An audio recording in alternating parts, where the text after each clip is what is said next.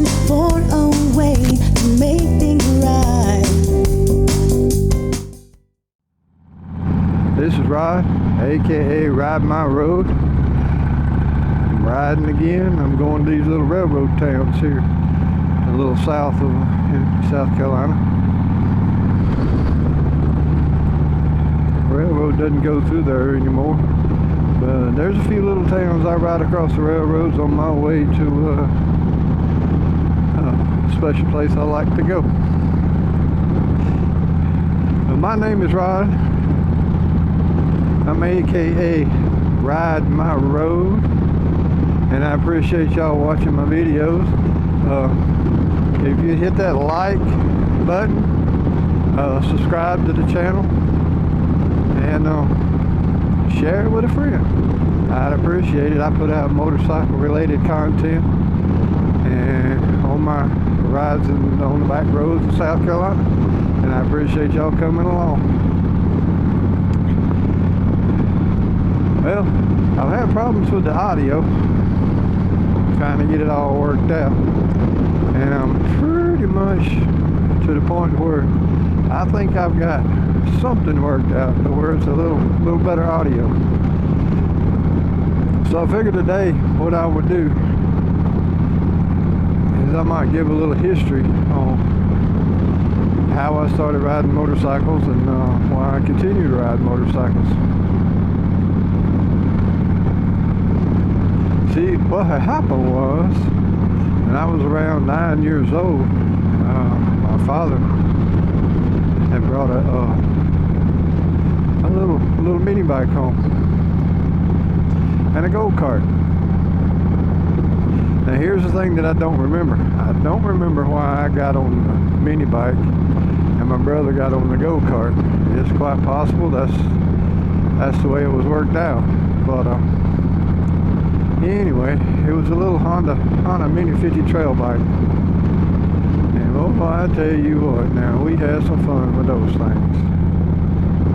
We sure did. We had made a little track down in the garden down there, little racetrack, and there's some home movies that were taking of us riding down through there, racing each other, just riding around, being kids, having a good time. Hey, we was raised on a farm, so we didn't have a whole lot to do in the summertime besides work and play. And I'm gonna tell you what, that old saying that you play as hard as you work, oh yeah. Because back then you appreciated that time you had off. Even 9, 10, 11 years old, I remember that. And that little motor scooter was just a ticket. So as I got older, I grew out of it. Wound up with a Suzuki 125 street trail. And that thing had a low and a high range in it, in the transmission. Boy, I tell you what, I'd take that thing everywhere. Now my brother, he got a Suzuki 125. No, yeah, I think it was a Suzuki. Maybe he got a Honda. I don't know. It was a 125, but that was brand new something. And he was proud of that thing. So he graduated from go-karts to two wheels. So I can remember we used to ride. We'd go across these hills over in rock quarries and just everywhere. So sometime or another, as we grew older, he went into race cars, building motors, fast trucks, go to drag strip, whatnot. I sort of stayed with the motorcycles. So I got a feeling of being free, you know. I mean, when I was behind the handlebars in the wind, everything made sense to me, and it still does today. Even even on a bad day. You get behind the handlebars, and everything comes clear. Clarity hits you, and you can think clearer. Everything is a lot clearer. So, other than that, that's the biggest reason I still ride. I mean, I just love it. Rode horses for a long time, and I couldn't get my neck straightened out from a car accident I had years ago. There's bulging discs and everything else. I just couldn't do nothing with it, so I had to quit bouncing on them horses up and down so much. So I ride my iron horse now. She's a lot smoother and comfortable. Now, granted, I can't get off on the dirt roads and go see deserted places and things like that, but man, I sure get close. I sure get close. So this first little town we coming up on here is called Wagner, South Carolina. Population, I don't even know.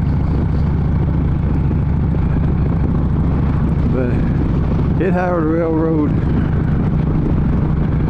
running through it as well. I think it was one of the bigger towns. Well, for railroad towns, I still think it is it's one of the bigger ones, honestly. It's got the most growth, which ain't saying a lot. There's a dollar store back there. It come in here years ago, but as far as anything else, ain't really nothing else new come in here beside that dollar store. You got your churches, gas station right there. It used to be, now it's a auto parts. Now that thing's changed names a couple of times. That used to be a Napa store. That's about a little shop, mom and pop shops here and there. Here's a Piggly Wiggly down here. See, this sidewalk right here, that used to be the railroad tracks. So,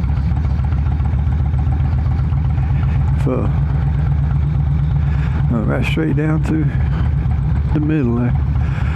That used to be where the train stopped and whatnot. I'm almost sure of it. But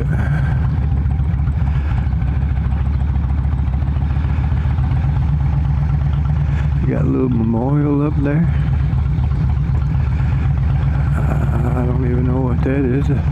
Piggly Wiggly's still open there, right there.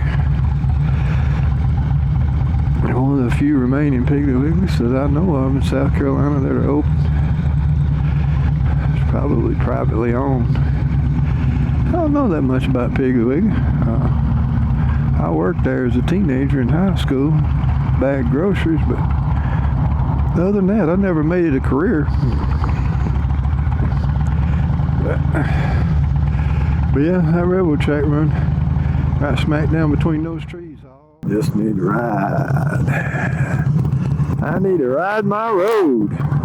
Yes, sir.